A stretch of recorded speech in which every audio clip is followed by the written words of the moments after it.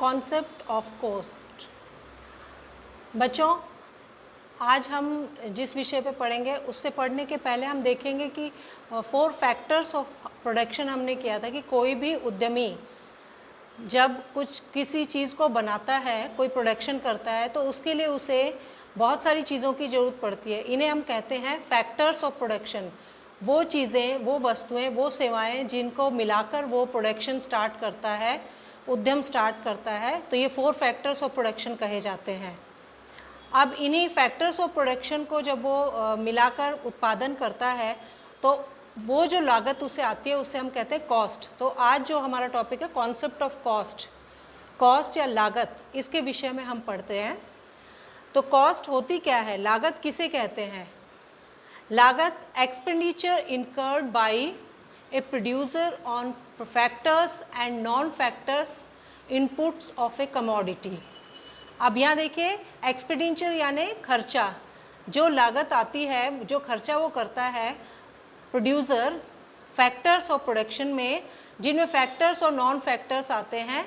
Input of A commodity, किसी भी वस्तु को बनाने के लिए, उत्पादन करने के लिए और बाज़ार में उसे बेचने के लिए। तो यहाँ 2 तरह के, कॉस्ट और रेवेन्यू, यानी कि कॉस्ट लागत और फिर उसको जब वो बेचता है तो उससे होने वाला फ़ायदा।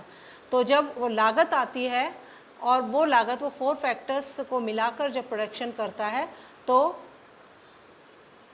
उसे हम लागत कहते हैं। अब देखिए, कॉस्ट कितने तरह के हम देखते हैं। यहाँ पर 2 तरह की कॉस्ट होती है, एक्सप्लिसिट कॉस्ट और इम्प्लिसिट कॉस्ट।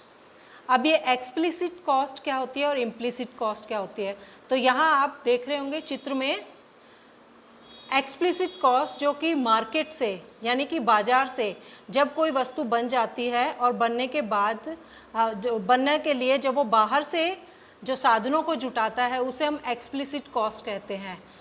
बाहर से साधन, अब यहाँ इस एग्जाम्पल के द्वारा हम देखते हैं कि मान लो हमें उसमें उत्पादन करने के लिए हमें श्रम की या कच्चे माल की ज़रूरत है और कुछ सामान हमारे पास घर में पड़ा है जो उस वस्तु को उत्पादन करने के लिए आ रहा है, तो वो हमारी इम्प्लिसिट कॉस्ट हो जाती है।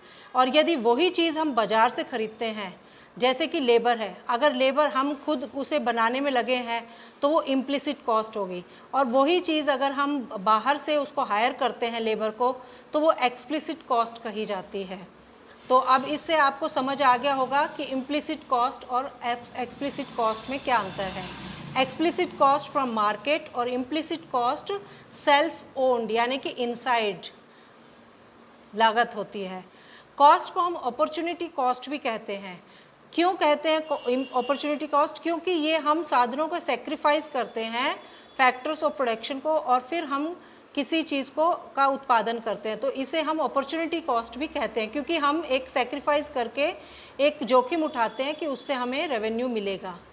अब आगे देखेंगे कि टाइप्स ऑफ कॉस्ट, कॉस्ट किस किस तरह की होती है। अब यहाँ पर सेलिंग कॉस्ट और प्रोडक्शन कॉस्ट।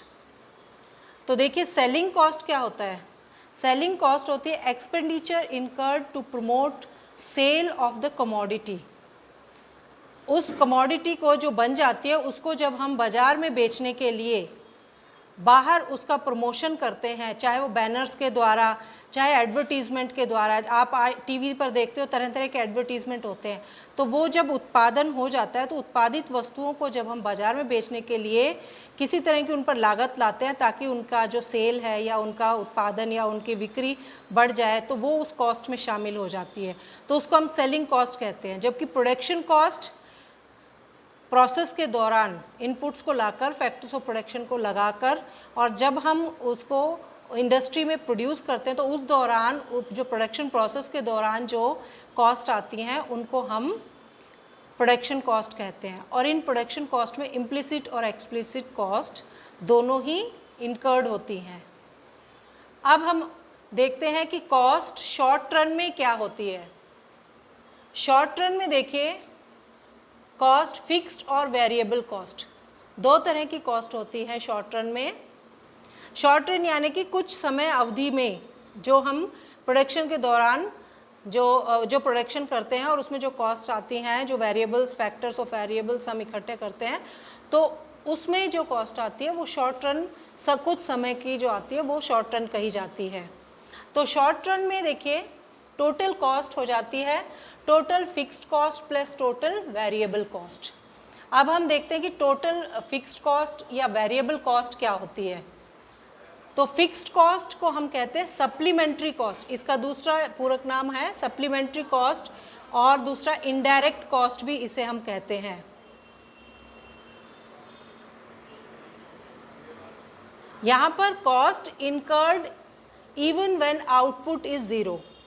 देखिए यहाँ फिक्स्ड कॉस्ट जो होती है वो एक ही बार लागत इसमें आती है, और ये लागत तब भी आती है जब प्रोडक्शन जीरो हो।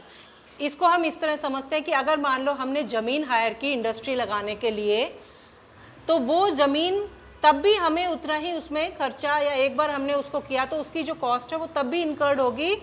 यदि वो फैक्ट्री बंद हो, उसमें प्रोडक्शन ना हो, तब भी हम उस लैंड का या मशीनरी जो हमने खरीदी है ये फिक्स्ड कॉस्ट में आती है, और इनकी हम तब भी लागत इनकी लगती है चाहे प्रोडक्शन हो रहा है या ना हो रहा हो।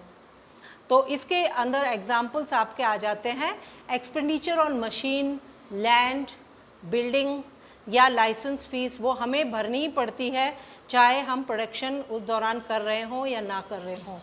और उसके साथ wages and salaries of permanent workers या एम्प्लॉयज़, जो भी वहाँ पर काम कर रहे हैं वो परमानेंट वर्कर्स जो हैं उनकी वेजेस और सैलरीज़ हमें चाहे हम शटडाउन रखें। आप इस दौरान देखते हो लॉकडाउन के दौरान भी जो है हमें जो भी इंडस्ट्रीज़ थी उन्होंने जो वहाँ के परमानेंट एम्प्लॉयज़ थे उनका वेतन जो है जारी रखा। तो ये प्रोडक्शन हो या ना हो, मुनाफा आ रहा हो या ना आ रहा हो, कॉस्ट तो इनकर्ड होती है फिक्स्ड वेरिएबल जो फैक्टर्स होते हैं उनकी। अब अगला है वेरिएबल फैक्टर्स। अब वेरिएबल जो कॉस्ट है वो आपकी कही जाती है प्राइम कॉस्ट, या आप इसे डायरेक्ट कॉस्ट भी कह सकते हैं। तो ये डायरेक्ट जो है इन इंडस्ट्री के अंदर उसी समय हायर की जाती है। Expenditure incurred on the use of variable factors. अब इसमें ये परमानेंटली नहीं है, तो इसमें हमें चाहे उत्पादन जब नहीं हो रहा होता है तो इसकी कॉस्ट नहीं लगती, लेकिन जब उत्पादन हो रहा है तो वो कॉस्ट इनकर करेगा, और वो कॉस्ट बढ़ और घट भी सकती है डिपेंडिंग ऑन द कंडीशंस की कैसी ज़रूरत है। अगर आपको ज़रूरत है ज़्यादा लेबर्स हायर कर रहे हैं तो ज़्यादा भी हो सकती है वो कॉस्ट, और कम भी हो सकती है। तो वेरिएबल फैक्टर्स ऑफ प्रोडक्शन, यहाँ पर एग्जाम्पल आप देख सकते हैं expenditure on raw material, wages of casual and daily workers. जो डेली वर्कर्स हैं, डेली लेबर्स हैं या कैजुअल हैं, टेम्परेरी हैं, तो उनका हम ये कॉस्ट हायर करते हैं। इलेक्ट्रिसिटी बिल्स, अब ये भी वैरी कर सकती है, आप यूज़ करोगे तो इनकर्ड होगी, नहीं यूज़ करोगे तो ये, अगर उत्पादन नहीं हो रहा है, इलेक्ट्रिसिटी नहीं यूज़ हो रही है तो ये कम लगेगी। और इसी तरह वियर एंड टीयर, जैसे मशीनरी यूज़ हो रही है, प्रोडक्शन ज़्यादा हो रहा है तो वियर एंड टीयर ज़्यादा होगा, और अगर लॉकडाउन है, शटडाउन है, तो वो इनकर नहीं होती, वो कॉस्ट नहीं लगती। अब इसके साथ साथ अब इनका हम ग्राफ देख लेते हैं, कर्व कैसा बनेगा। टोटल फिक्स्ड कॉस्ट का कर्व आप देखिए, बिल्कुल एक्स एक्सिस से बिल्कुल पैरेलल है, और यहाँ इसलिए है क्योंकि टोटल फिक्स्ड कॉस्ट सेम है, चाहे आउटपुट कितना ही हो, एक बार टोटल फिक्स्ड कॉस्ट जो है वो एक बार इनकर्ड होती है। जैसे लैंड की हमने देखा कि लैंड की जो है कॉस्ट वो एक बार हायर होता है, और उसके बाद आप प्रोडक्शन कितना ही करते जाइए वो कॉस्ट सेम रहती है, देयर इज़ नो चेंज। और यहाँ आप देखिए टोटल वेरिएबल कॉस्ट का कर्व, ये क्योंकि हमने कहा कि शॉर्ट रन के लिए है, और यहाँ पर जैसे जैसे आउटपुट बढ़ता जाता है वैसे वैसे वेरिएबल फैक्टर्स भी चेंज होते जाते हैं, और उसके साथ साथ शुरू में जब शुरुआत हम करेंगे तो जो कम होगा, स्लैंटिंग है थोड़ा सा, और उसके बाद एकदम से कॉस्ट बढ़ेगी क्योंकि प्रोडक्शन बढ़ रहा है, तो उसके साथ साथ कॉस्ट भी ज़्यादा इनकर होती जाए, क्योंकि जो वेरिएबल फैक्टर्स हैं जो प्रोडक्शन, वो हम ज़्यादा हायर करते जाएंगे। हमने टोटल कॉस्ट देखा, अब हम देखेंगे एवरेज कॉस्ट, यानी कि औसत लागत। तो औसत लागत बच्चों, it is cost per unit of output. प्रत्येक यूनिट पर जो आउटपुट आता है उसकी कॉस्ट है ये, अब इसका जो फॉर्मूला है वो देखिए, average cost equals to total cost upon total output, ये यूनिट ऑफ आउटपुट, Q यानी कि यूनिट ऑफ आउटपुट। तो टोटल कॉस्ट को जब हम यूनिट ऑफ आउटपुट से डिवाइड करेंगे, प्रत्येक यूनिट ऑफ आउटपुट से, तो हमें मिल जाएगी एवरेज कॉस्ट। यहाँ टोटल कॉस्ट की तरह एवरेज कॉस्ट भी average fixed cost plus average variable cost, इनसे मिलकर बनती है। दूसरी तरफ एक और कॉन्सेप्ट यहाँ देखेंगे, मार्जिनल कॉस्ट का। मार्जिनल कॉस्ट किसे कहते हैं? It is the additional to total cost due to the addition of 1 unit more of output. जो कुल जो उत्पाद है उसमें हम एक और यूनिट आउटपुट जोड़ने से जो एवरेज जो उसमें निकल कर आता है, जैसे द टोटल एडिशन, जो उसके टोटल एडिशन हो जाता है एक और यूनिट के जो है इस्तेमाल करने से, तो पर यूनिट के इस्तेमाल करने पर जो आउटपुट आता है इन द एडिशन, वो हमारा मार्जिनल कॉस्ट हो जाता है, सीमांत लागत। इसको हम कैसे देखते हैं? The marginal cost equals to total cost with 1 more unit, यानी total cost minus total cost n-1, या फिर आप इसको इस तरह देख सकते हैं, marginal cost is equal to change in total cost upon change in the quantity, the unit per quantity. तो ये आपकी मार्जिनल कॉस्ट निकल के आती है। अब टोटल कॉस्ट, मार्जिनल कॉस्ट और एवरेज कॉस्ट, इन तीनों में संबंध देखते हैं किस तरह हम एक ग्राफ द्वारा, डायग्राम द्वारा देखते हैं। सबसे पहले हम देखेंगे relation between average cost and marginal cost. औसत लागत और सीमांत लागत में क्या रिलेशन है, इस कर्व के द्वारा, डायग्राम के द्वारा देखिए। यहाँ देखिए नीचे आपको एक्स एक्सिस पर टोटल आउटपुट और वाई एक्सिस पर कॉस्ट दिख रही है। जो नीचे से यहाँ घुमावदार है, ऊपर से नीचे आ रहा है आपका, ये एवरेज कॉस्ट है, और यहाँ नीचे, उसके नीचे से जो ऊपर जा रहा है, ये मार्जिनल कॉस्ट। तो अब इनमें देखिए किस तरह का हम रिलेशन देखते हैं कि व्हेन एवरेज कॉस्ट, जब एवरेज कॉस्ट यहाँ पर गिर रही है, फॉल हो रही है, इट इज़ डिक्रीजिंग, तो उस समय मार्जिनल कॉस्ट भी डिक्रीज हो रही है, देखिए। लेकिन जब उसके बाद एवरेज कॉस्ट इज़ राइजिंग, जब एवरेज कॉस्ट यहाँ बढ़ रही है, तो उसके बाद क्या होगा? एट पॉइंट ई, देखिए यहाँ पर दोनों बराबर हैं, यहाँ दोनों एक दूसरे को काट रही हैं, ठीक है। पॉइंट ई पर एम सी इक्वल्स टू ए सी, यानी कि मार्जिनल कॉस्ट एवरेज कॉस्ट के बराबर है, यहाँ पर दोनों बराबर है। कहाँ पर? जहाँ Q1 यानी आउटपुट की ये क्वांटिटी जहाँ पर प्रोड्यूस हो रही है। उसके बाद जो है marginal cost cuts average cost, marginal cost average cost को कट करती है और मार्जिनल कॉस्ट ऊपर बढ़ जाती है, इंक्रीज़ हो रही है, जबकि एवरेज कॉस्ट जो है वो इंक्रीज़ तो हो रही है, लेकिन वो मार्जिनल कॉस्ट के नीचे है।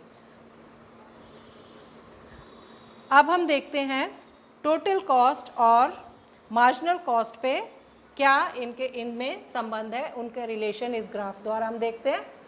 देखिए ऊपर ग्राफ में आपको देखेंगे टोटल कॉस्ट का कर्व देखिए,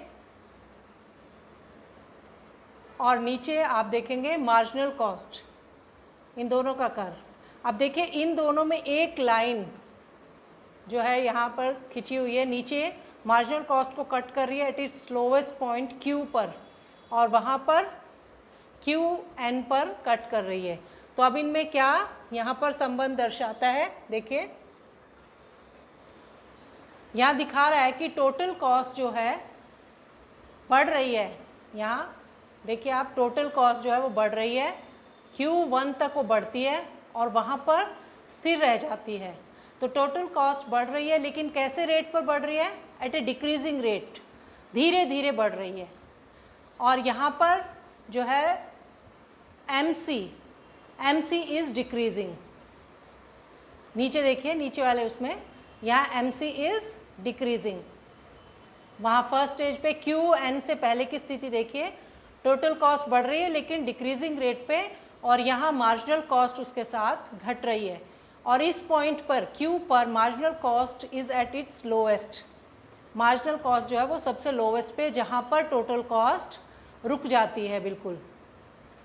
total cost stops increasing at decreasing rate और मार्जिनल कॉस्ट जो है वो टचेस इट्स लोएस्ट पॉइंट। लेकिन इस Q और QN पॉइंट के बाद दूसरा जो आप पॉइंट्स देखते हैं, total cost is increasing at an increasing rate. यहाँ पर टोटल कॉस्ट जो है यहाँ स्टॉप होने के बाद और एकदम से बढ़ते रेट से बढ़ रही है वो, it is increasing at an increasing rate, where as marginal cost also increases. जब टोटल आउटपुट बढ़ रहा है तो मार्जिनल कॉस्ट भी बढ़ रही है। अब इसके बाद आप अपनी टेक्स्ट बुक्स में इसको और अच्छी तरह डिटेल में पढ़िए और एक्सरसाइजेस करिए। Thank you.